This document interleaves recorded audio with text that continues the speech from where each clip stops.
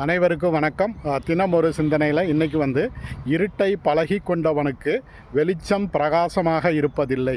நம்ம வாழ்க்கையில் தோல்விகள், துயரங்கள், அவமானங்கள் அதெல்லாமே நம்ம அடிக்கடி பழகிட்டோம் அப்படின்னா நமக்கு அதன் பிறகு வரக்கூடிய வெற்றிகள் அப்படிங்கிறது மிகப்பெரிய பரவசத்தையோ மிகப்பெரிய ஒரு ஆனந்தத்தையோ கொடுக்கறது கிடையாது. ஏன்னா ஏற்கனவே நம்ம தோல்விகள் அல்லது அவமானங்களை நாம் சந்திச்சிருக்கோம்.